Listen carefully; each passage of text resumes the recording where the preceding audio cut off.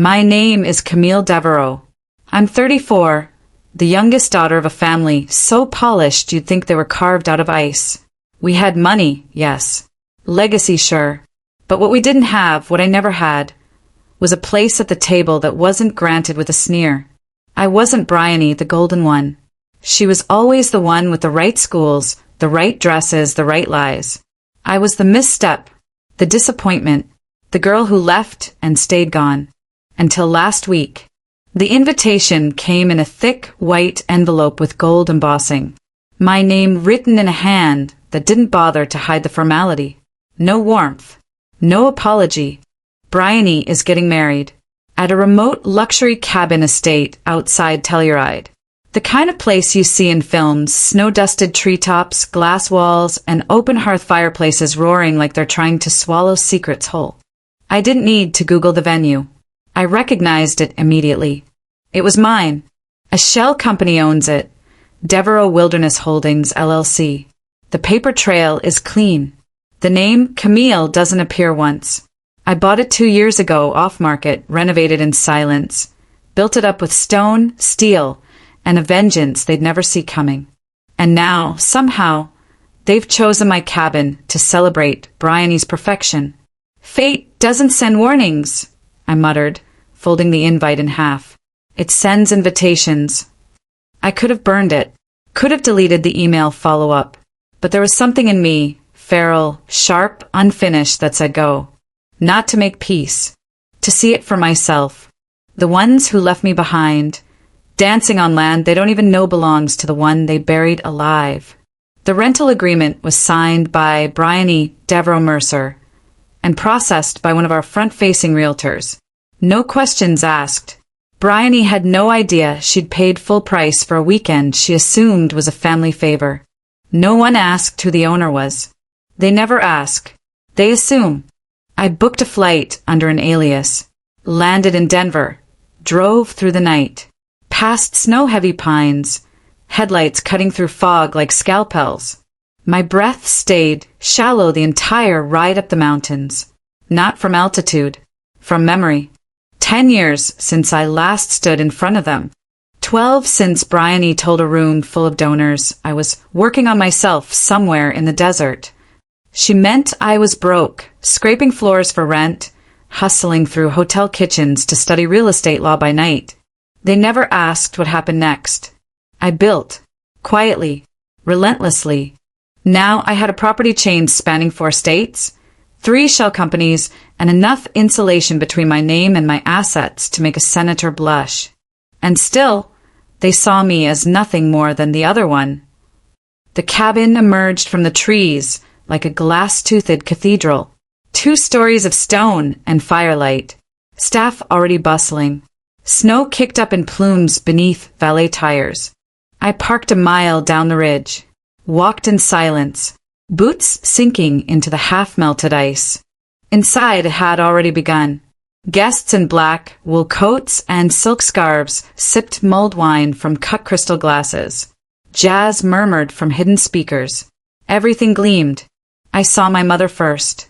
She didn't look at me, just leaned toward a woman in furs and said, "I didn't expect her to come. You know how she hates being reminded she never belonged." No names. No eye contact. Just that voice, quiet, clipped, poisonous. My father chuckled. Poor thing probably thought this was still her house. I walked past them like smoke. No one noticed. Or they noticed and chose not to. I moved to the back terrace. Breathed. The air cut deep. I let it. You don't have to prove anything, I whispered to no one. You just have to own it. Inside, Bryony laughed. It was a sharp, sugary sound like glass underfoot. I glanced at the check-in ledger and smiled. They'd used the Devereaux name as leverage. They were parading their family legacy to investors, using this venue, my venue, as proof of wealth. They had no idea they were building a lie on property I could strip out from under them with one phone call. They don't know it yet, I whispered, lips curling. But this entire $4.5 million shrine to their pride was built by the girl they threw away. The air smelled like cedar and champagne. Too clean. Too intentional. I kept to the shadows beneath the vaulted beams, watching the guests arrive in sleek black coats and curated smiles. Staff bustled around me with practiced choreography, unaware I was the one who'd built the stage they were dancing on. A man bumped into me near the catering line. "Vendor check-ins are to the left," he muttered. I didn't correct him. I let him walk. When people see you as nothing, it's easier to move like a knife. Bryony's voice echoed from the sunroom. Laughter. Too loud. Performed. And of course, Callum's company has already secured the Colorado foothold. This property's just one of many. One of many? I stepped closer. She was holding court near the fireplace. Bryony wore a cashmere shawl like it was armor. Callum stood beside her, smug and polished in a gray vest, nodding as if he owned the valley. He didn't. His name didn't appear on a single title. I'd checked, but I knew that pitch tone, the rhythm of the words. He was selling this place, using my property as leverage. "I always say," Callum grinned, lifting his glass, "you can't fake legacy." Wrong. You could. They were. Cut scene. Rhett Langley found me by the lower deck, his earpiece glinting in the late light. "Didn't think I'd see you here," he said without greeting. "You won't. Not officially." He tilted his head toward the ridge. "2 men came in last night. Didn't log names. No +1s on the list. Tech types. Satellite uplink gear, encrypted comms. Tense. Callum's people? Or something worse?"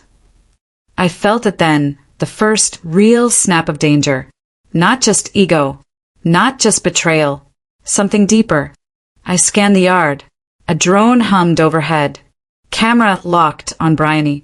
My sister raised a glass and gave a soft speech to the arriving guests. The crowd applauded politely. Nobody noticed the way Callum kept checking his phone. Cut again. "Camille."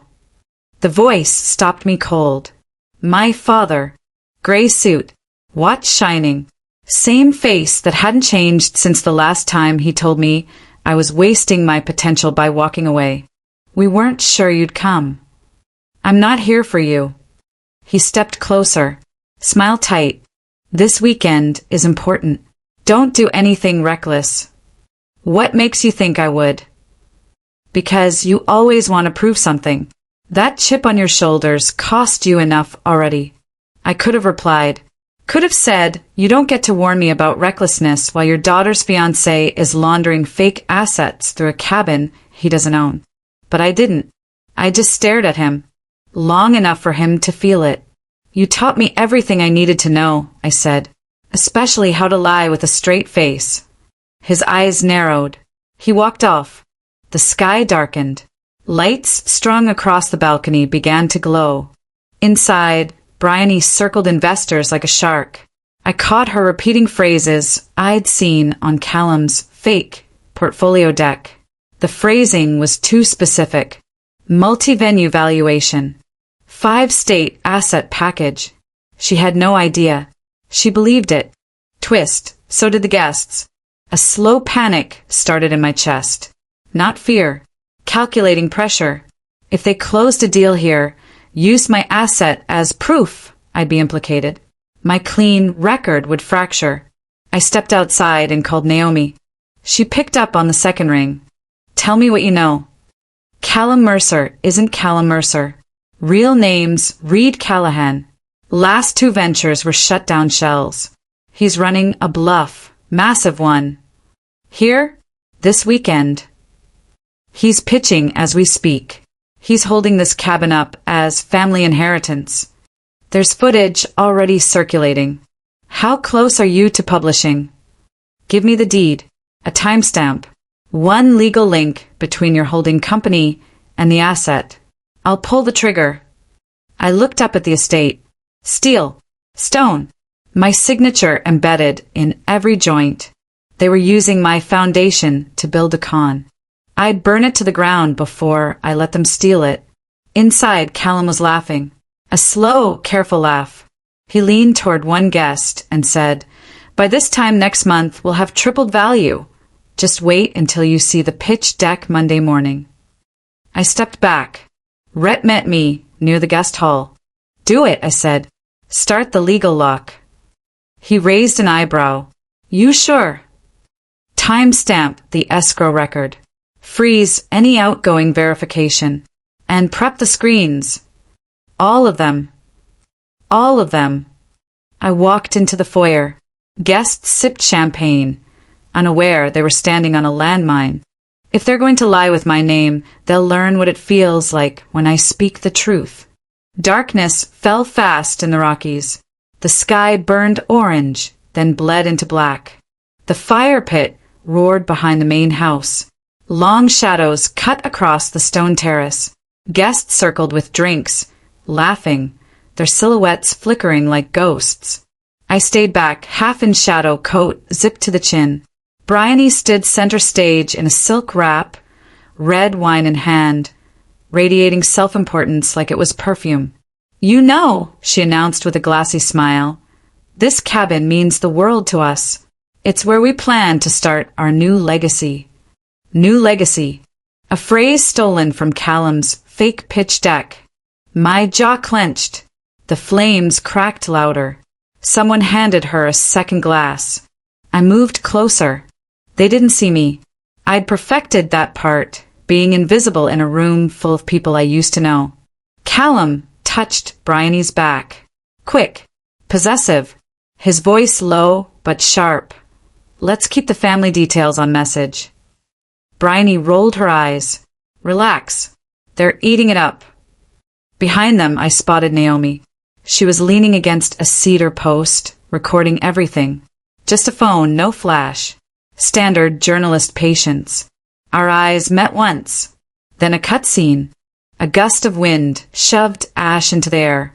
I turned, and there she was, my mother. Fur coat, glass of gin, judging eyes. "Oh," she said sweetly, loudly enough to turn heads. "I didn't know the cleaning staff were invited to the fire pit." Laughter rippled.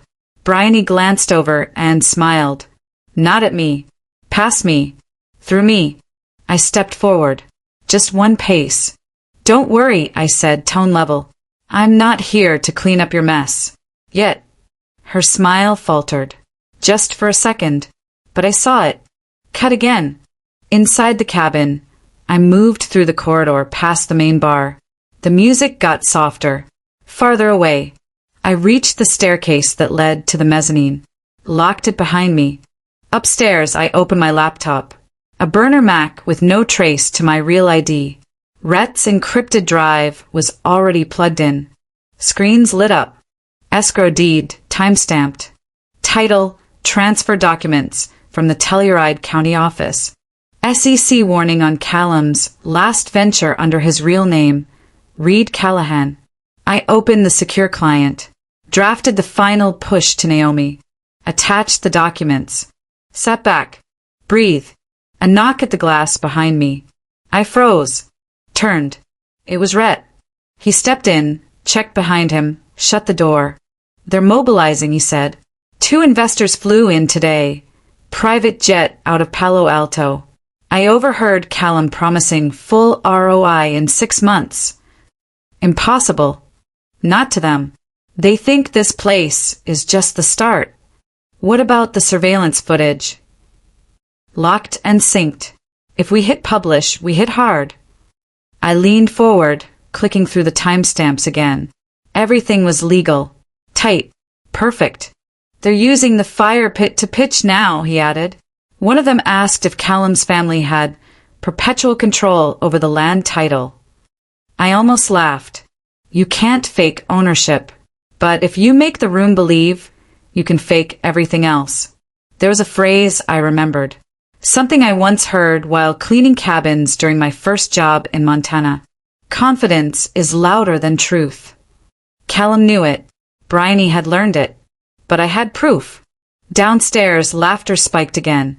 I packed the laptop, locked the file in the safe built into the mezzanine wall. My wall.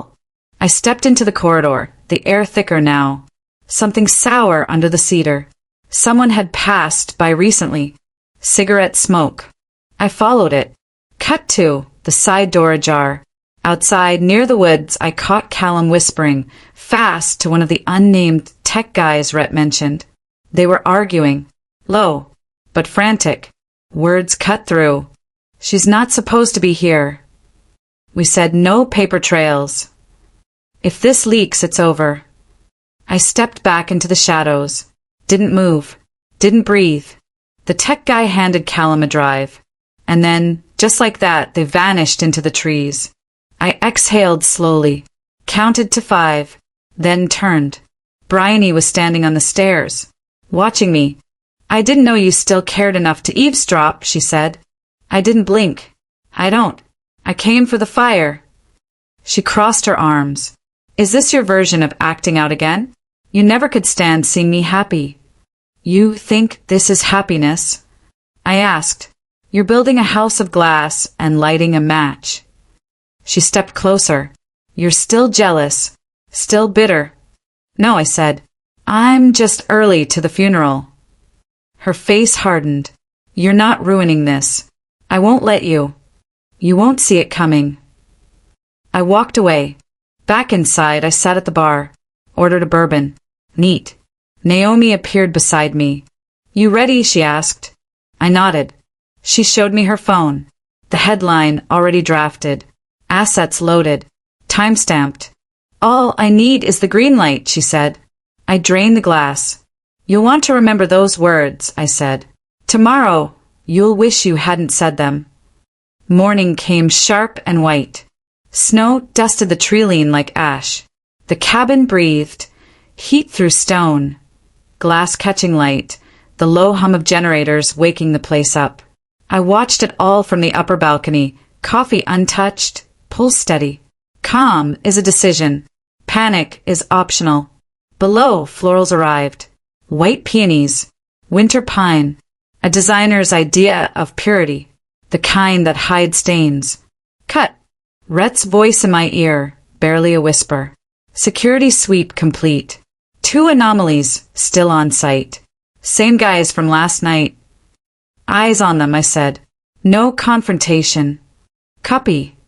I moved through the house as if I belonged. Because I did.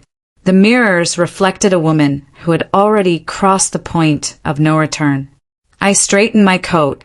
A thought pressed in, cold and clean. You don't win by shouting. You win by timing. Cut. Bryony sweet. Steam fogged the bathroom glass. Laughter spilled into the hall. Bridesmaids chirped. Phones buzzed. Someone said, legacy, again like a prayer. Callum stepped out. Ty half nodded. Phone pressed to his ear. His voice dropped when he saw me. He turned his back. I caught fragments anyway. Numbers, a name, a time window. By the end of the ceremony, he said, once the photos circulate, it's done. He ended the call. Smiled too fast. Didn't expect you up this early, he said. I sleep fine, I replied. Truth has that effect. His jaw tightened. You should enjoy the day. Families only get so many. I leaned in. So do men who lie. A flicker. Fear, maybe. Or calculation. Cut. The driveway filled with black SUVs. Guests in tailored coats. Breath visible. Drones hovered, then settled, media adjacent, disguised as wedding coverage. Naomi stood near the steps, scarf pulled high, eyes everywhere. She looked like she was waiting for a train. Or a verdict. She passed me, murmured. 2 federal observers checked into the lodge down the road last night. Quiet. They need public confirmation. Something they can't ignore. I'll give them something clean, I said. And loud. She nodded once. Gone. Cut. My father caught me near the ballroom doors. Sunlight cut across his face, sharp as a blade. You're still here, he said. Not a question. I was invited. This isn't the time. It never is. He lowered his voice. Whatever you think you're doing, stop. You don't understand the consequences. I met his eyes. I understand them perfectly. You taught me that consequences are for people without leverage. He recoiled like I'd slapped him. Then he smoothed his suit and walked away, shoulders squared. Appearances matter. Always. Cut. The ceremony setup glowed. White chairs. A glass aisle. Mountains framed like a promise no one intended to keep. Music tested. A violin warmed up a long, aching note that made my chest tighten. Rhett slid beside me. They're pushing paper, he said. Digital prospectus. Circulating now. Claims ownership. Claims control. Freeze verification, I said. Already done. Prep the screens. All of them. All. A pause. You sure? I thought of a line I once believed. Power is quiet until it isn't. I nodded. Cut. Phones buzzed across the room as guests took their seats. Bryony appeared at the end of the aisle, radiant, rehearsed. Applause rose. Cameras lifted. Callum waited, hands folded, a practiced serenity on his face. I stood at the back, still, invisible, counting breaths. The officiant began. Words about commitment, about truth, about foundations. My phone vibrated once. Naomi, they're ready. Another vibration. Rhett, lock engaged. Timestamp secured. County records synced. A third. Unknown number. A blocked line. One text. You're making a mistake. I smiled. Mistakes are loud. Decisions are final. Cut. The vows started. Callum spoke first. Smooth. Confident. He talked about building together. About land and future and legacy. He glanced at the room, soaking it in. He believed the room belonged to him. Bryony's turn. Her voice trembled, then steadied. She spoke about safety, about finally being chosen. I felt it then, a pinch, sharp and human. Not regret. Recognition. This is the moment before the fall. There's a stillness right before gravity takes over. The officiant asked for rings. Rhett's voice again, softer now. 30 seconds. I stepped forward.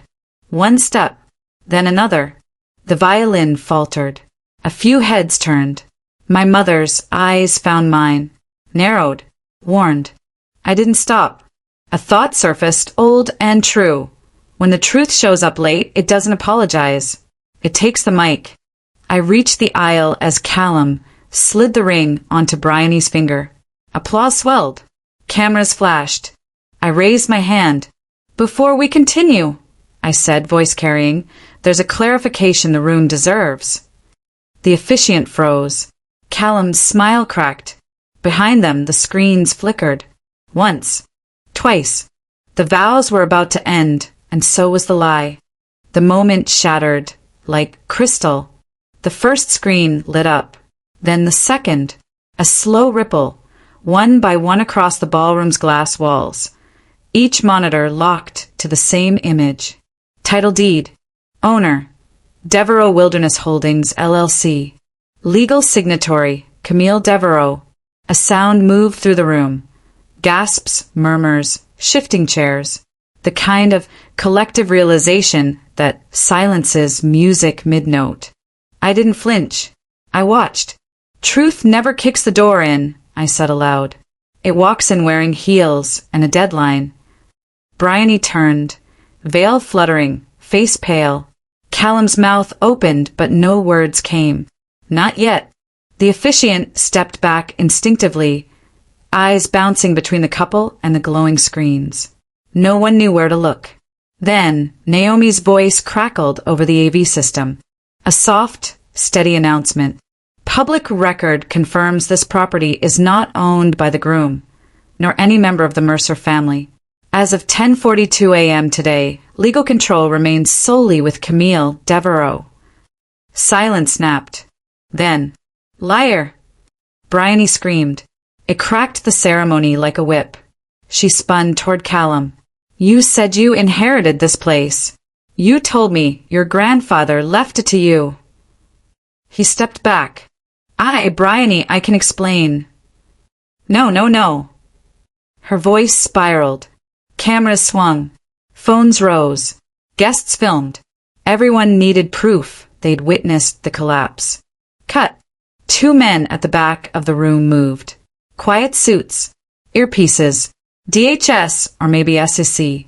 They didn't need to speak to be obvious. Naomi met my eyes. Nodded once.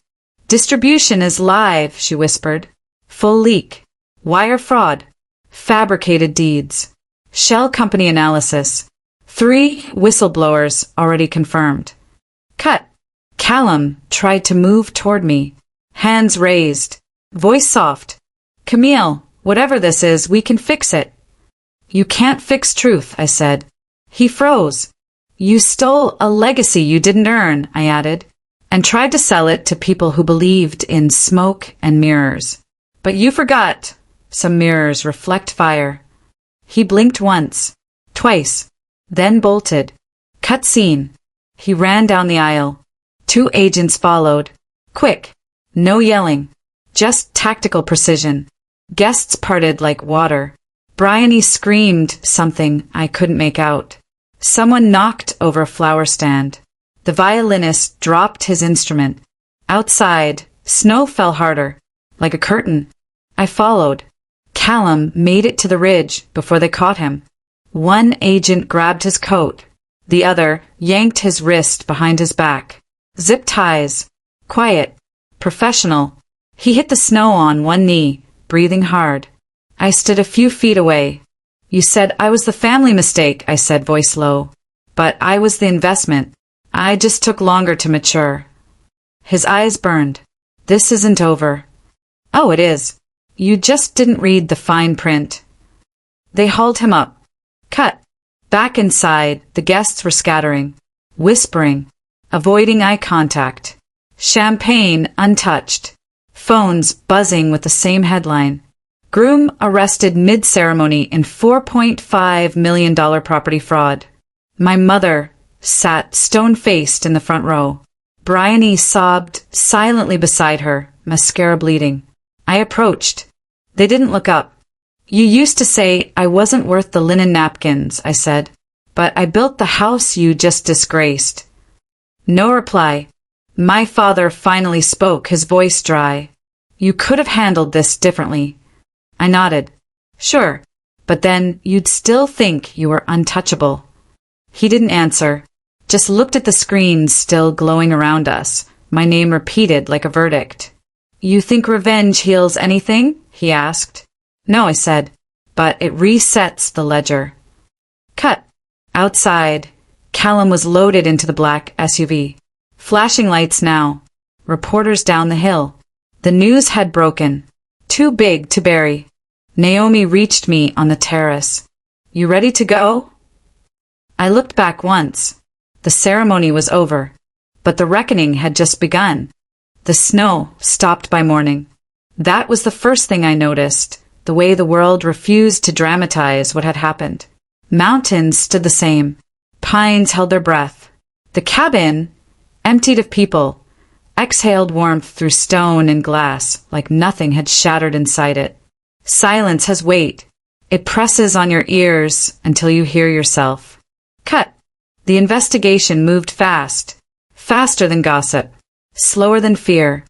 SEC filings. Wire fraud charges. Asset freezes. The language of consequences has a rhythm. Cold, precise, unforgiving. Callum's name appeared in court dockets before it finished trending. Naomi sent a single line. They've got him on 3 counts already. More coming. I nodded at my phone. Put it face down. Justice doesn't rush, I said to the empty room.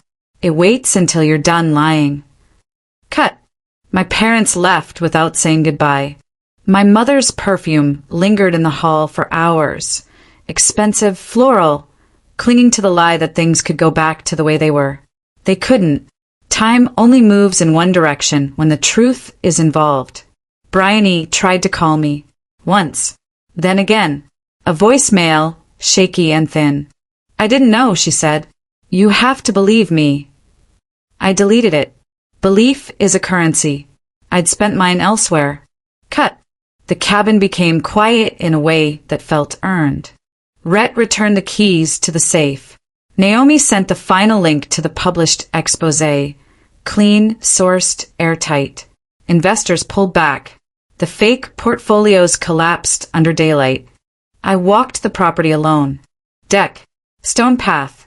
The overlook where the fire pit still smelled faintly of smoke and spilled wine. I remembered standing there invisible, hearing my own family talk about me like I was an inconvenience that refused to disappear. There's a saying I once heard from a woman who rebuilt her life after losing everything. People confuse forgiveness with permission. I never made that mistake again. Cut. Weeks passed. The media cycle moved on. Another scandal. Another headline. But the work didn't stop. I restructured the holding company. Reinforced compliance. Opened the books to auditors who never smiled. Transparency isn't kindness, I told them. It's armor. They nodded. Understood. I made one decision that surprised everyone, including me. I didn't sell the cabin. Instead, I changed its purpose. A retreat. Quiet. Private. For women who needed space after betrayal. Founders, executives, people who'd been burned by trust and told to smile about it. No press. No investors. Just ground solid enough to stand on. Some places deserve a second life. So do people. Cut. On the last night before I left, I stood in the ballroom alone. Screens dark. Chairs stacked. The echo of voices gone. I thought about Bryony. About my parents. About the version of myself who used to wait for approval like it was oxygen. Another truth surfaced, simple and sharp. Closure doesn't come from winning. It comes from leaving. I turned off the lights. Outside, dawn crept over the ridge, slow and inevitable. The sky softened. Gold bled into blue. My phone buzzed. A new acquisition approved. Another property. Another beginning. I slipped it back into my pocket. No victory speech. No final confrontation. Just a clean break. People think power is loud. It isn't. Power is choosing where you no longer bleed. I locked the door behind me and walked down the path without looking back. They thought I came back to beg for a place at their table. I came back to take the ground from under their feet and leave it stronger than it ever was.